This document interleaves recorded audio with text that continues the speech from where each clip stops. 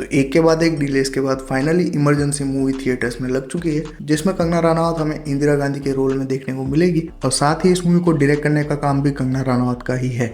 अब मूवी की बात करें तो मूवी का नाम भले ही इमरजेंसी हो, पर इस मूवी का नाम ही इसकी सबसे बड़ी क्लिकबेट साबित होता है, क्योंकि मूवी के अंदर इमरजेंसी का जो भी पोर्शन हमें दिखाया जाता है वो सेकंड हाफ के भी आधे टाइम चलता रहता है और बाकी के टाइम ये मूवी फोकस करती है इंदिरा गांधी जी के अर्ली ईयर्स, उनकी अचीवमेंट, किस तरह से वो पीएम बने और इमरजेंसी के बाद किस तरह से उनका कमबैक हुआ। इन्हीं सब चीज़ों के बारे में ये मूवी बात करती है। तो इस तरह की मूवीज जब भी बनती है तो उसके अंदर सबसे बड़ा इंपॉर्टेंट फैक्टर होता है हिस्टोरिक एक्यूरेसी, जिसको दिखाने में ये मूवी कुछ हद तक कामयाब रहती है तो कुछ हद तक बहुत ही ज्यादा रश्ड आपको फील होती है। जहाँ पे बांग्लादेश लिबरेशन वॉर में इंडिया का रोल क्या रहा था और अमेरिका की हवाबाजी का इंडिया ने किस तरह से करारा जवाब दिया था, इन सभी चीजों को ये मूवी बहुत ही हल्के में और बहुत ही रश्ड वे में आपके सामने पेश करती है। इन सभी चीजों को एक म्यूजिकल के थ्रू दिखाना एक क्रिएटिव चॉइस भले ही हो सकती है, पर ये चॉइस मेरे लिए तो काम नहीं कर रही थी। और दूसरा फैक्टर जो काफी इंपॉर्टेंट बन जाता है इस तरह की मूवीज में, वो होता है टेक्निकलिटीज के ऊपर बात करना। चूंकि ये मूवी कॉन्स्टिट्यूशन की कौन सी टेक्निकलिटीज को यूज किया गया था इमरजेंसी के दौरान,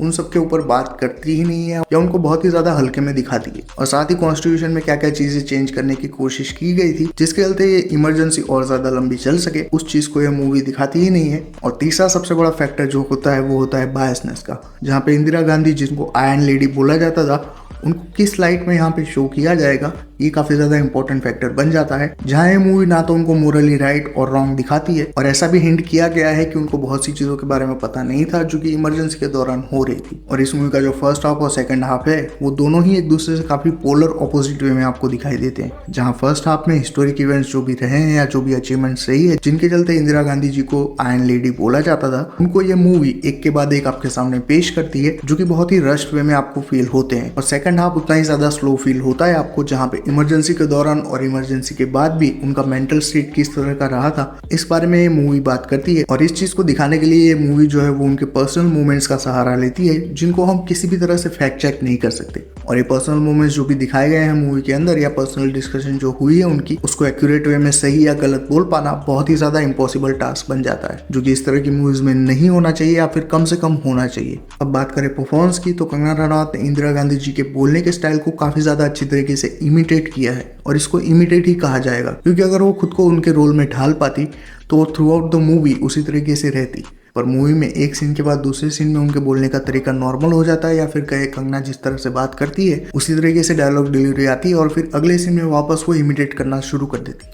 तो इस तरह की इनकंसिस्टेंसी आपको उनके परफॉर्मेंस में देखने को मिलेगी। पर कुछ कुछ पोर्शंस ऐसे भी हैं मूवी के जहां पे उनका परफॉर्मेंस काफी अच्छी तरीके से निकल के आता है। और कंगना रनावत सोशल मीडिया पे जैसे भी हो, पर एक्टिंग के मामले में उनके ऊपर भरोसा किया जा सकता है और ये बात उन्होंने फिर से प्रूव भी कर दी है, भले ही कुछ पोर्शन में ही सही। और सेम चीज हमें श्रेयस तलपड़े के वाजपेयी जी के पोर्ट्रेयल में भी देखने को मिलती है, जहाँ उनके बोलने का तरीका कभी उनके जैसा तो कभी श्रेयस तलपड़े नॉर्मल टोन में भी बात कर लेते हैं। तो इस तरह की इनकंसिस्टेंसी आपको देखने को मिलेगी, पर दो कंसिस्टेंट परफॉर्मेंस आपको देखने को मिलेगी, जहाँ पहली है फील्ड मार्शल सैम मानेकशॉ और दूसरी है संजय गांधी जी की। इन दोनों ही कैरेक्टर्स को जिस तरह से दिखाया गया है ये मूवी में स्टैंड आउट कर जाते हैं। स्पेशली सैम बहादुर में विकी कौशल ने जिस तरह से पोर्ट्रे किया था, तो सैम मानेकशॉ के ऑरा को मैच कर पाना शायद नामुमकिन सा टास्क बन चुका था, पर मिलिंद सोमन ने काफी हद तक उसको मैच करके दिखाया है, जो कि मूवी में काफी कम टाइम के लिए आपको देखने को मिलता है। और साथ ही संजय गांधी के रोल में जो भी एक्टर हैं उन्होंने भी थ्रू आउट द मूवी काफी अच्छी परफॉर्मेंस दी है, जिसके चलते ये दोनों ही कैरेक्टर्स आपको मूवी के बाद भी याद रहते हैं। पर साथ ही इमरजेंसी के दौरान और इमरजेंसी के बाद क्या क्या चीजें हुई थी उसमें से कुछ चीजों को ये मूवी इग्नोर कर देती है, जैसे कि न्यूज़पेपर इमरजेंसी का किस तरह से अपोज कर रहे थे। किसी ने ब्लैंक फ्रंट पेज छापा था तो किसी ने टैगोर जी की पूरी पोएम फ्रंट पेज पे छापी थी।